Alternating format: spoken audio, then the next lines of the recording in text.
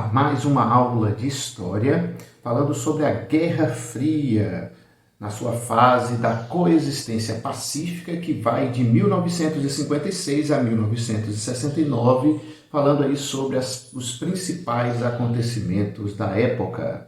O primeiro deles é a Revolução Cubana, que acontece em 1959. Cuba conquistou sua independência com auxílio dos Estados Unidos no final do século XIX e, por isso, colocou em sua Constituição a chamada Emenda Platt, que dava direito aos Estados Unidos de intervir na ilha.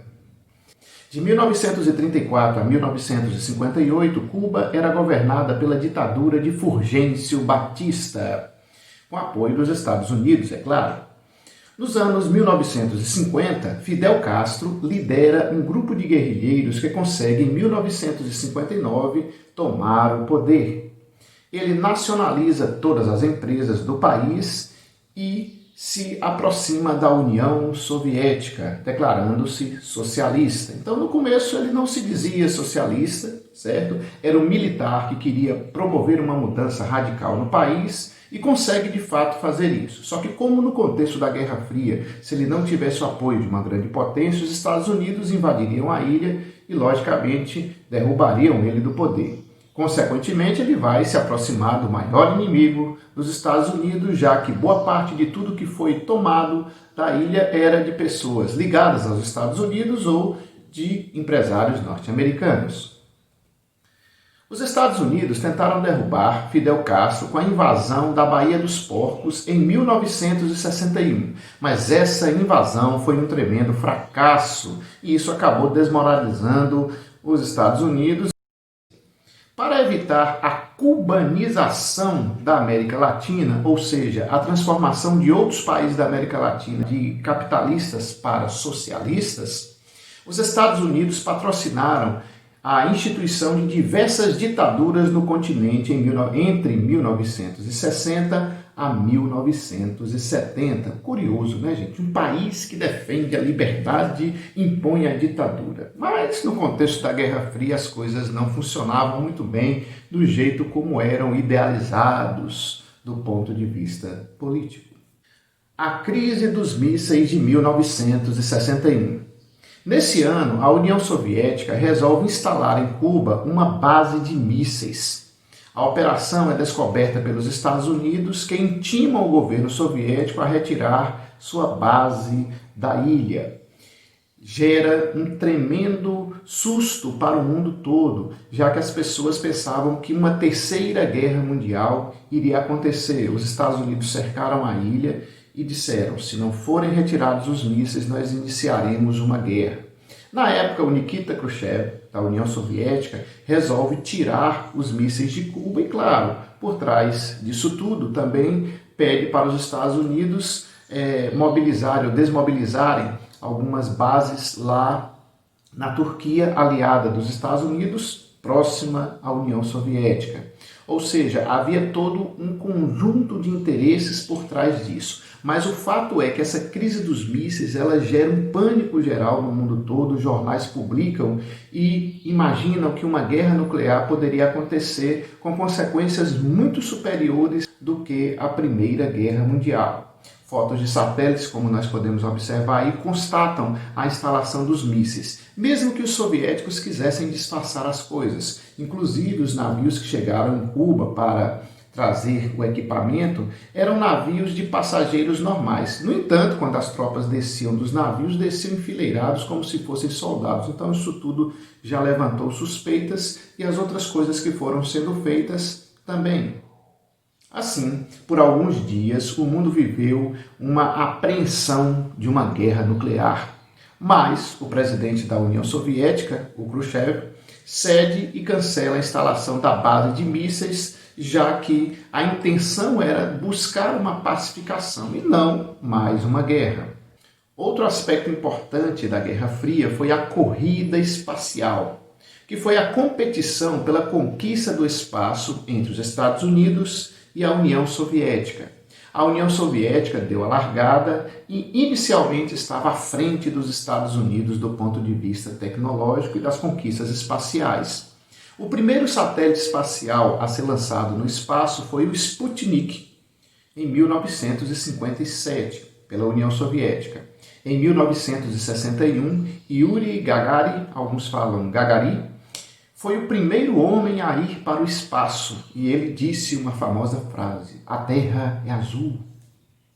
Para fazer frente à União Soviética, os Estados Unidos se empenharam em levar o homem à Lua.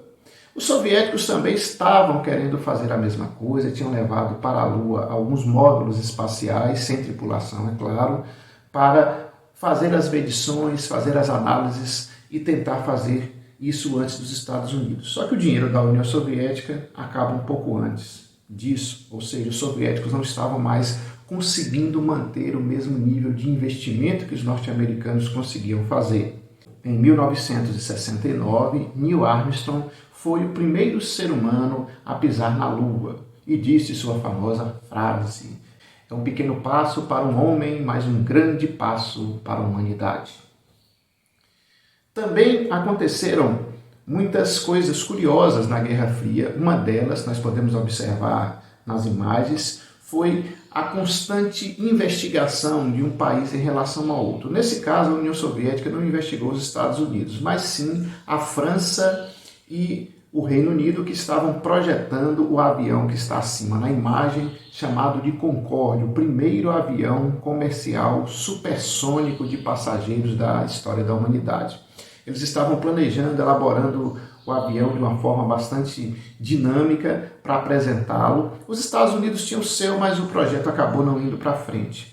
A União Soviética resolveu colocar agentes infiltrados na equipe que estava elaborando o avião e fizeram o seu avião, como vocês podem observar, praticamente uma cópia do Concorde, um pouco maior, e foi lançado antes dos ingleses e franceses. Qual a intenção disso? Dizer que a União Soviética também estava avançada tecnologicamente, que eles poderiam fazer coisas mais rápido e até melhor do que os capitalistas. Só que não, gente. Quando eles foram lançar e apresentar o avião numa feira internacional em Paris, aconteceu um acidente grave e o avião acabou caindo, matando sua tripulação. O avião foi chamado de Concordovsky, por conta da língua russa, foi utilizado durante alguns meses no transporte de passageiros, mas ele se mostrou inseguro, justamente porque eles copiaram algumas coisas, mas não conseguiram copiar tudo, e como o processo de fabricação foi muito rápido, o Concorde de fato só saiu algum tempo depois, eles fizeram o avião com algumas falhas, e isso acabou levando-os a retirarem o avião de circulação. Concorde, depois de lançado, era muito caro a sua manutenção e, portanto, por conta da crise do petróleo e de outras situações, foi usado até o início dos anos 2000, mas depois tirado de linha, já que o custo-benefício para manter as aeronaves era bem alto. Seria o futuro da aviação comercial, mas na prática se mostrou inviável economicamente. Portanto, o Concorde foi um fracasso? Não necessariamente. Do ponto de vista comercial, foi usado durante muitos anos, muitas décadas, mas o da União Soviética, do ponto de vista usual, ele foi sim um fracasso. Ele durou muito menos tempo. Qual foi o primeiro avião comercial supersônico do mundo? Concorde? Não.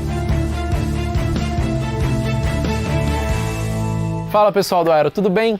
Continuando a nossa playlist dos maiores fracassos da aviação comercial mundial, eu trago um avião que é muito parecido com o Concorde. Na verdade, ele não é parecido, ele é praticamente uma cópia do Concorde. E é uma cópia mesmo, não é coincidência não. Esse avião é o soviético Tupolev 144.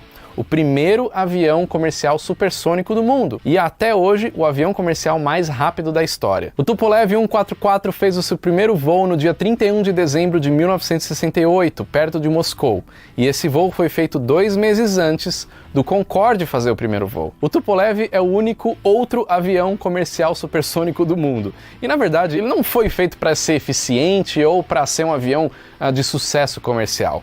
Na verdade, ele foi um projeto soviético para mostrar um pouco de superioridade ali e colocar os russos na frente dos outros países do mundo. Naquela época estava ocorrendo a Guerra Fria, então russos e americanos tinham aquela briga, corrida armamentista, corrida espacial, corrida aeronáutica. E nessa corrida aeronáutica, os europeus também estavam muito presentes. Então, existia a necessidade de alguém fazer um avião comercial supersônico. E aí os russos, claro que não perderam tempo e falaram, vamos fazer o avião comercial supersônico. Mas na verdade o Tupolev 144 tinha vários problemas. Ele era extremamente barulhento, desconfortável, consumia muito combustível e até era um pouco perigoso. Ele até pegou muita coisa do Concorde. Se você olhar os dois aviões por fora, eles são muito parecidos. Na verdade não é o Concorde que é parecido com o Tupolev, é o Tupolev que é parecido com o Concorde. Você já vai entender por quê. Ele tinha algumas vantagens em relação ao Concorde. Ele era mais rápido e carregava mais passageiros. Ele foi certificado para carregar até 167 passageiros, mas na verdade isso nunca aconteceu. Essa conta nunca passou de 100 passageiros. Se você pegar uma média de todos os voos que foram feitos e dividir pelo número de passageiros transportados, dá aí por volta de 80 passageiros por voo. Mas ele era sim o avião mais rápido do mundo, até hoje, né? Ele tem esse título até hoje, avião comercial mais rápido do mundo, ele voava mais rápido que o Concorde e foi o primeiro avião comercial a passar a barreira do som Mach 2, ou seja, 2 vezes a barreira do som na aviação comercial. E no Ocidente ele era conhecido como o Konkordsky, que era o Concorde russo. Só que ele já nasceu tendo muito problema. Primeiro esses que eu falei, de ser barulhento, desconfortável, perigoso. E na Mostra Aeronáutica de Paris, em 3 de junho de 1978, ele sofreu um acidente. Sofreu outro acidente em junho de 1979 e depois sofreu mais um acidente onde o motor explodiu e ele teve que fazer um pouso forçado em 1981. Então, na verdade, esse avião era mais um problema do que uma solução. Foram construídas ao todo 16 unidades. Dessas 16 unidades, só 7 tinham certificação para voar.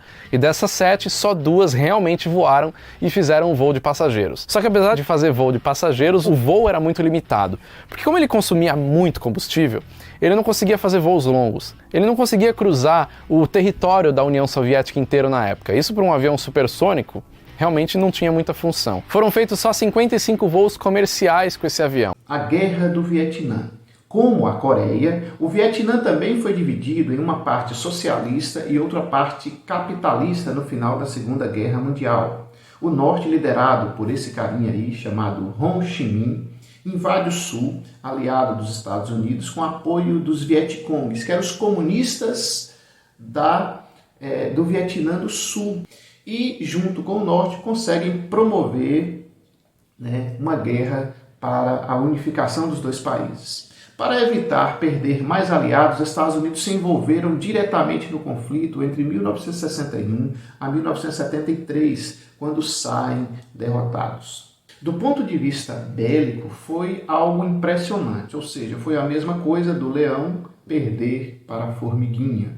Os Estados Unidos tinham mais dinheiro, mais tecnologia, mas na luta de guerrilha no Vietnã, eles não conseguiram se dar bem. É importante lembrar que a Guerra do Vietnã não foi perdida só no Vietnã, mas principalmente nos Estados Unidos, onde a opinião pública norte-americana começou a se posicionar cada vez mais contra a guerra, já que foi a primeira guerra apresentada ao vivo pelas redes de televisão e em cores, mostrando a dificuldade da guerra, mostrando a morte de soldados norte-americanos. Isso tudo comove a população dos Estados Unidos, fazendo com que a população norte-americana questionasse essa situação toda de soldados, jovens americanos irem lutar do outro lado do mundo numa guerra que para muitas famílias norte-americanas não era uma guerra deles praticamente.